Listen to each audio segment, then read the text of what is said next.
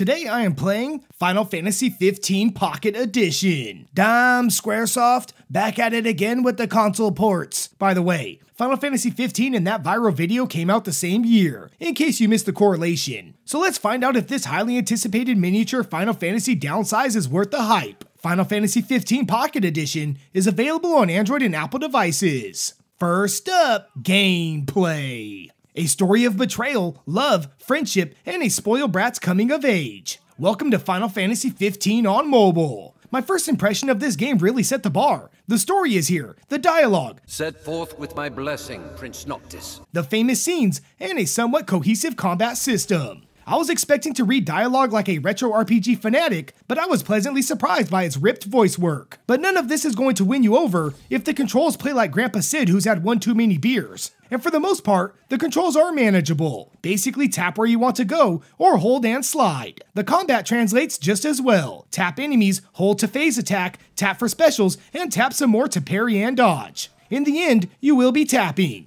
It's mobile, so I expected as much. Initially, battles seemed too easy, yet once you're knee-deep in arachnoid beastry, tapping, healing, and switching weapons, I couldn't help but grin at near-death scenarios. I then realized this combat is engaging and fun.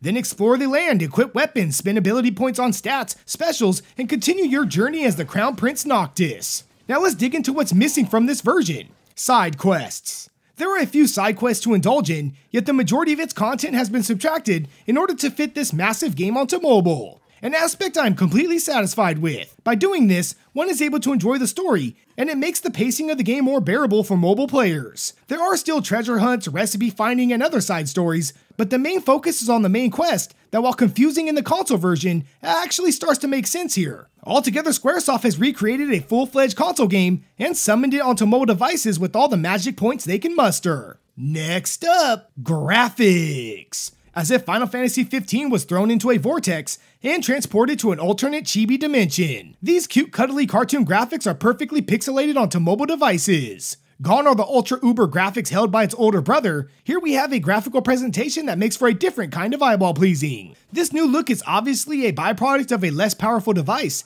yet it disguises itself very well. The environments are crisp, the characters are mini bobbleheads, and the overall look still manages to be Final Fantasy. You can change the graphical settings, making the game playable on older devices, just with less polish. You can even change it to 60 frames per second, though not recommended if your phone is older than the Aeons themselves. Altogether, I absolutely adore these plushy graphics. Finally, the segment you've been waiting for, buyability. The first, very short chapter is free, letting players find out for themselves if this product is worth the gil. And I suggest downloading it because it's worth your tapping fingers. However, you are then greeted by a convoluted purchase screen. The next two chapters are 99 cents, then $3.99 after that, or purchase the whole game for $19.99. So if I buy the next two chapters for $1, find out I like it, I still have to pay $20 for the rest of the game, spending more money than if I initially purchased it? Good old Squaresoft. So I dropped $1 for the next chapter just to see if I really wanted a full purchase.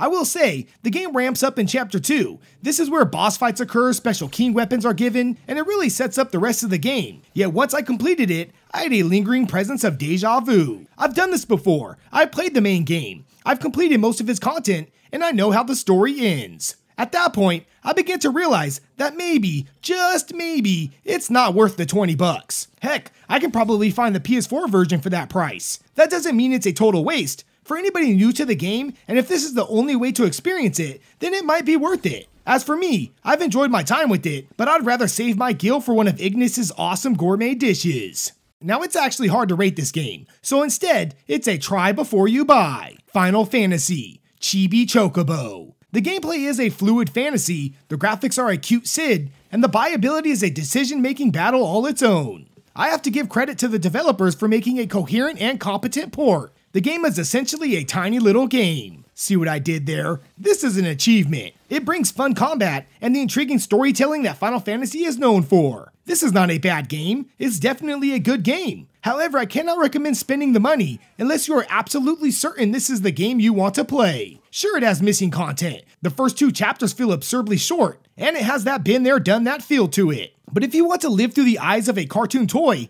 then try it. Or if you are a Final Fantasy 15 fan that just needs everything Final Fantasy 15 in your life, then maybe buy it. As always, thanks for watching Tiny Little Games. Please subscribe to support my channel, like for more impressions, and ring that notification bell for video updates. It's time for me to practice my cooking skills and make the ultimate king crab cup noodle.